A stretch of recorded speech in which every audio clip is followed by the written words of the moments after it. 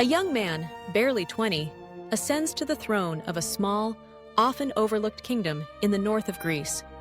Within a decade, he topples the mightiest empire the world has ever known, marches his armies across 3 continents, and forges the largest empire in history before he even turns 30.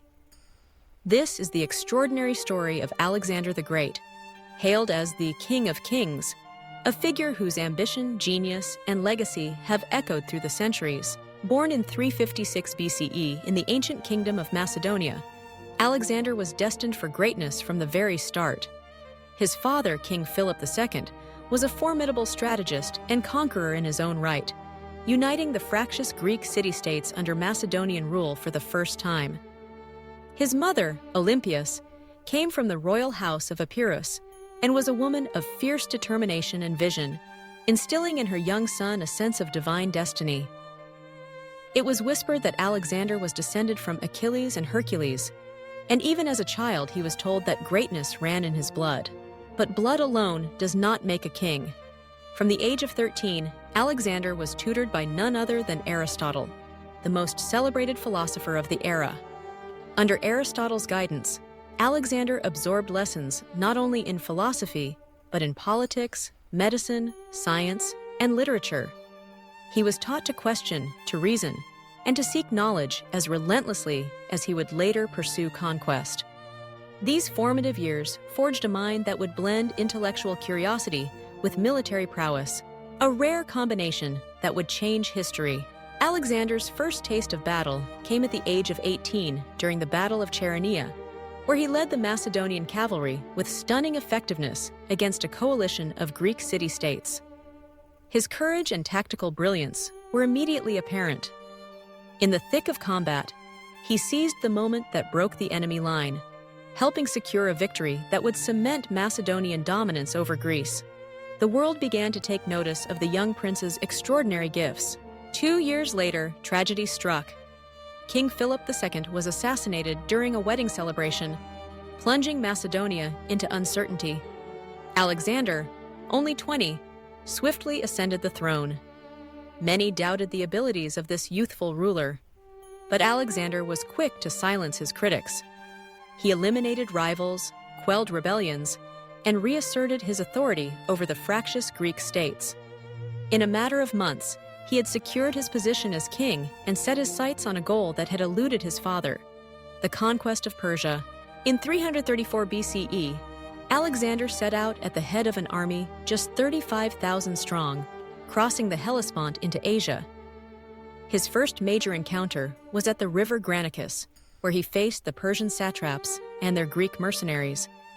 Despite being heavily outnumbered and almost losing his life in a ferocious melee, his helmet cleaved by a Persian officer, Alexander's determination and leadership led the Macedonians to a decisive victory. The gateway to Asia was now open. As the campaign pressed further into Persian territory, Alexander's legend began to grow. In 333 BCE, he faced Darius III, the King of Kings, at the Battle of Issus. Darius commanded an army of hundreds of thousands. Alexander's force numbered barely 40,000. Yet, it was here that Alexander unveiled one of his most famous tactics, the wedge formation. He identified the weak point in the Persian line and led a direct assault, personally targeting Darius. In the chaos, Darius fled the battlefield, abandoning his family and treasures. The defeat was catastrophic for Persia. Alexander had not only won the battle, but had captured the Persian royal family, demonstrating his power to all who watched. But perhaps the most remarkable feat of engineering and determination came during the siege of Tyre in 332 BCE. The city of Tyre, situated on an island and protected by imposing walls, was considered impregnable. Undaunted, Alexander ordered the construction of a massive causeway, stretching 800 meters from the mainland to the city's gates. For 7 grueling months, Alexander's men built and fought, their machines battering the walls and their resolve never wavering. When Tyre finally fell, it was a testament to the idea that for Alexander, nothing was impossible. The final showdown with Darius III came at Gaugamela in 330 BCE. Here, the Persian king assembled perhaps his greatest army, over 1 million men, supported by war chariots with scything blades and fearsome war elephants. Against this, Alexander fielded 47,000. Utilizing the disciplined Macedonian phalanx and his elite cavalry, Alexander executed a series of feints and breakthroughs, once again targeting Darius directly.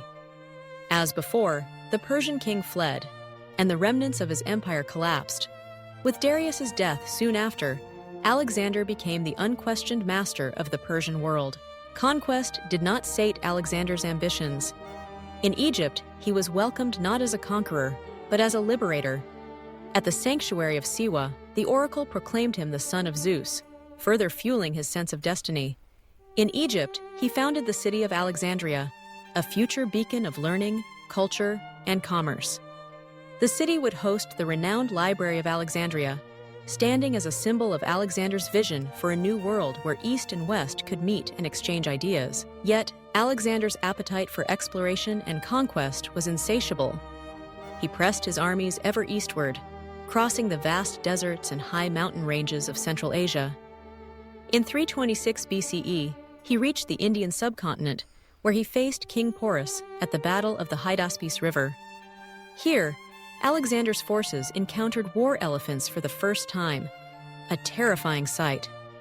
Despite the unfamiliar tactics and formidable enemy, Alexander's ingenuity and adaptability prevailed.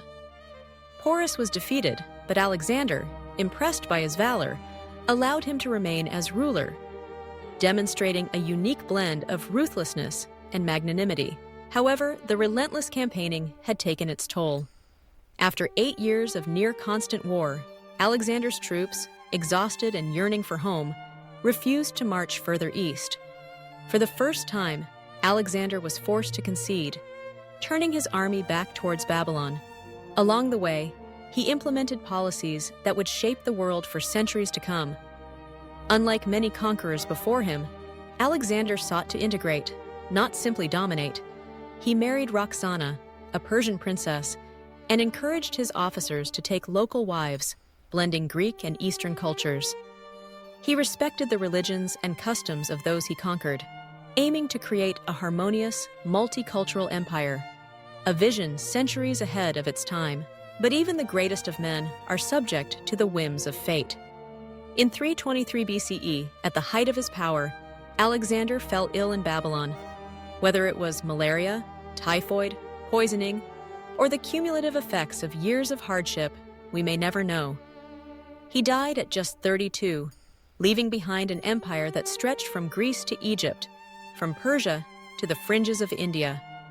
As he lay dying, when asked who should inherit his empire, Alexander is said to have replied, "To the strongest." These fateful words would ignite decades of conflict among his generals. With no clear heir, Alexander's vast empire fractured almost overnight, splitting into 4 powerful kingdoms ruled by his former companions. Ptolemy took Egypt, establishing a dynasty that would last for centuries. Seleucus claimed Persia and the Near East. Antigonus took Macedonia and Greece, and Lysimachus seized Thrace and parts of Asia Minor. Though the unity of Alexander's world empire was short-lived, the impact of his conquests would endure. The most profound of these legacies was the birth of the Hellenistic world, a fusion of Greek and Eastern cultures that would transform art, science, philosophy, and commerce for centuries. Greek became the lingua franca of a vast territory, and cities like Alexandria became centers of scholarship and innovation, attracting thinkers, scientists, and artists from across the known world. It was here that Euclid would write his Elements, that Aristarchus would theorize about the heliocentric universe, and that the treasures of Eastern wisdom would mingle with Greek thought. Alexander's conquests also opened up the great trade routes between East and West, laying the groundwork for what would later become the Silk Road.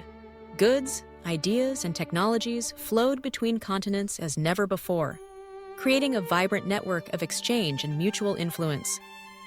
This unprecedented connectivity would shape the course of history, making Alexander not just a conqueror, but a creator of a globalized world. His influence extended to the greatest figures of antiquity and beyond. Julius Caesar, upon visiting Alexander's tomb in Alexandria, is said to have wept, lamenting that he had achieved so little by comparison. Centuries later, Napoleon Bonaparte studied Alexander's campaigns in detail, seeking to emulate his genius and ambition. To this day, military academies dissect Alexander's battles, marveling at his boldness, adaptability, and relentless pursuit of victory. The numbers alone are staggering. In just 13 years, Alexander led his armies over 22,000 kilometers, founding more than 70 cities and ruling over an empire of more than 5 million square kilometers, an achievement unmatched in speed and scope before or since.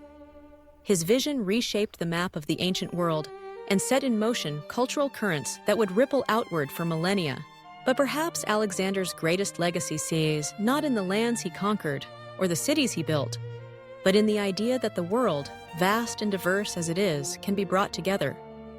His pursuit of unity, of blending cultures, and respecting differences, even amid conquest, was revolutionary. He saw himself not merely as a Macedonian or a Greek, but as a leader of a new cosmopolitan world. In his wake, a new civilization arose, one that would inspire Rome, influence the rise of Islam, and echo down through the ages. All of this was accomplished in the briefest of lifespans. Alexander died young, his body failing even as his ambitions soared higher than ever. Yet in those short years, he changed the face of the earth. From a small kingdom in the north, he forged an empire that stretched from the Mediterranean to the Himalayas. He proved that with ambition, genius, and determination, a single individual could alter the course of history. No one before or since has matched the speed and scale of Alexander's conquests, nor the enduring influence of his vision. He was more than a warrior, more than a king. He was a revolutionary, the first to imagine a truly global world. Today, more than 2,000 years after his death, we still speak his name with awe. We still call him the Great. So what do you think of Alexander the Great? Was he the greatest warrior in history, or something more? A visionary who dreamed beyond the limits of his time? Share your thoughts and keep exploring the epic stories that have shaped our world.